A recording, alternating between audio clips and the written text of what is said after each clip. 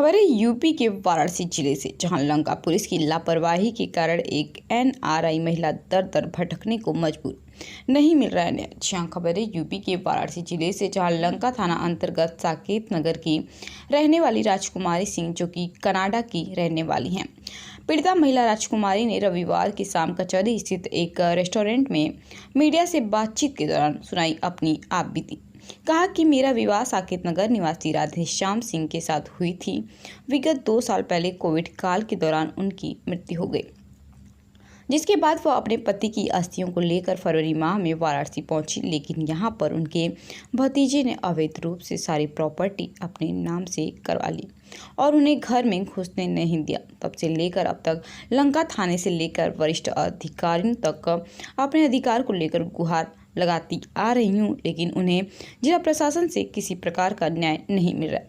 सरकार व जिला प्रशासन से मेरा अनुरोध है कि हमारे साथ न्याय करें। देखिए, वाराणसी से रविंद्र गुप्ता की यह रिपोर्ट। जी, अपना परिचय बता दें।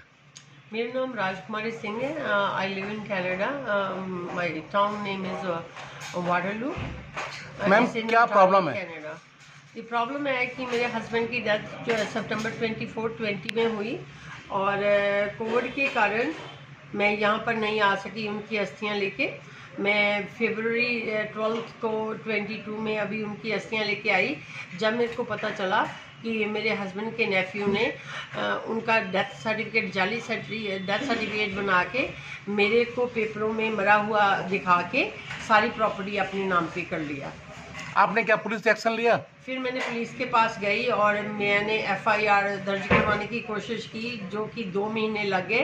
इवेंचुअली एफआईआर दर्ज हुई, जिसमें 3 लोगों का नाम है, मगर पुलिस का पंकज कुमार जिसने अपने नाम पे करवाई, उसकी वाइफ का काफ़ी इन्फ्लुएंस है पुलिस के ऊपर।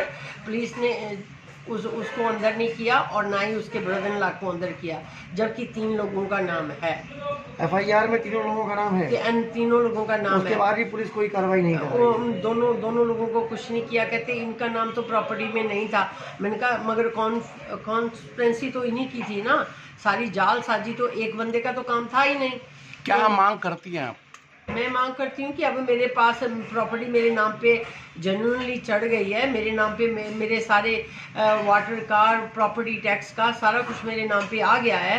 तो अब मेरी पोजेशन भी है। जब मैं फरवरी में आई थी, मैं अप्रैल में गई हूँ, मैं वहाँ पर ही रहते गई हूँ, तो मेरे को अंदर लेके जाने दिया जाए मेरी प्रॉपर्टी के अंदर, जबकि पुलिस जो है उसकी मदद करती है और मेरे को मेरे ही घर से बाहर निकालती है और मेरे को वॉशरूम तक नहीं करने देती है। वहाँ पर कहते कि हमारे लड़कियाँ जो पुलिस ऑफिसर हैं, हमारे सामने वॉशरूम करो, हम तुम्हें अंदर अकेले नहीं रहने देंगे वॉशरूम में। ये कौन सी बदतमीजी की बातें हैं? It's a harassment. I call it here, police is a harassing the people who are follow the truth, and they harass the individuals. जबकि मेरे को पुलिस सुपरिटेंडेंट के पास मिर्ज़ापुर जाना पड़ा, एडीएम ने बोला, और उसके बाद में जो है फ़ाइल दी गई। उससे पहले मेरे को फ़ाइल भी नहीं दी गई थी। मगर अब जो है सारा प्रॉपर्टी जो है वापस मेरे नाम पे हो गई है। यहाँ की बनारस की, अभी गांव की नहीं, चुनार में जो मेरा केस चल रहा है कचहरी में, उसकी नहीं, मगर बनारस की सारी प्रॉपर्टी जो है मेरे नाम पे हो गई है। और उसके बाद में एसीपी जो है प्रवीण कुमार, उन्होंने मेरे को 2-3 बार अपॉइंटमेंट दिया, और जो लास्ट अपॉइंटमेंट दिया उनको संडे को था, पास्ट संडे था। उन्होंने बोला कि 10 बजे आ जाना, जो कि एडीसीपी ममता चौधरी हैं, उन्होंने बोला कि आप संडे को 10 बजे उन्होंने टाइम दिया तो आ जाना। तो मैं जब 10 बजे से पहले 10 मिनट फ़ोन किया तो कहते कि नहीं 10 बजे नहीं 12 बजे, मगर मैं वहाँ पर पहुँच चुकी थी, मैंने रजिस्टर साइन कर दिया था।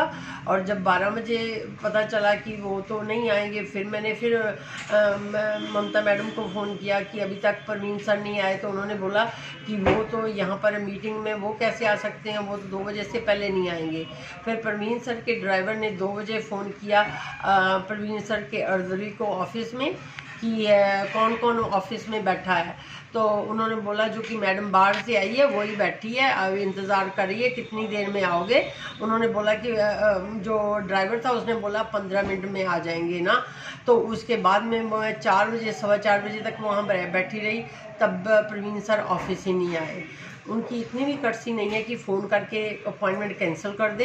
It is I call this is a harassment. Rajkumari Singh है, मैं कनाडा में रहती हूँ, वाटरलू ओंटारियो। एंड मेरे हस्बैंड की जो डेथ है वो 24 सितंबर 2020 में हुई। ड्यू टू कोविड मैं नहीं आ पाई उनकी अस्थियाँ लेके। मैं फरवरी 12 को यहाँ पर आई 22 में। आने के बाद में पता चला कि उनके भतीजे ने, जो कि घर की देख रेख करता था, उसने सारी प्रॉपर्टी जो है अपने नाम करा लिया। मेरे को भी मरे दिखा दिया कि मेरी पहले बहुत देर पहले मृत्यु हो चुकी है, और मेरे हस्बैंड की डेथ तो बाहर हुई थी कनाडा में। उसने झूठे उनका मृत्यु प्रमाण यहाँ पर बनवा के गांव से कि उनकी डेथ गांव में हुई है।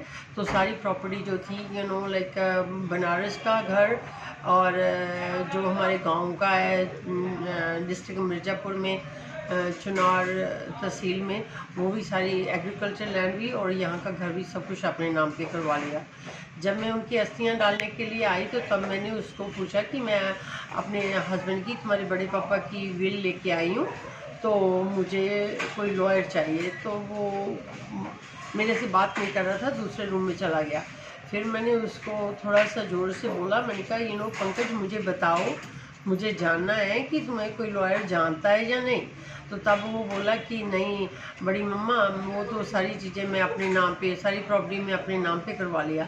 मैंने कहा तुम ऐसा कैसे कर सकते हो, तुम्हारे पास तो डेथ सर्टिफिकेट भी नहीं था। तो कहता नहीं, डेथ सर्टिफिकेट पैसे देने से सारा कुछ काम हो जाता है, तो मैंने पैसा दे के तो बनवा लिया ना, ऐसा उसने बोला।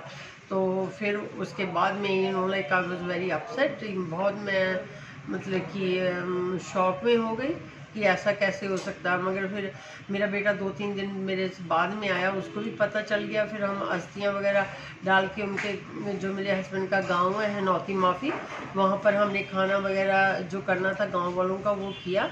और उसके बाद में मैंने FIR करवाने की कोशिश किया, मगर उसको 2 महीने लग गए। 2 महीने तक पुलिस ने मेरी FIR नहीं रजिस्टर किया।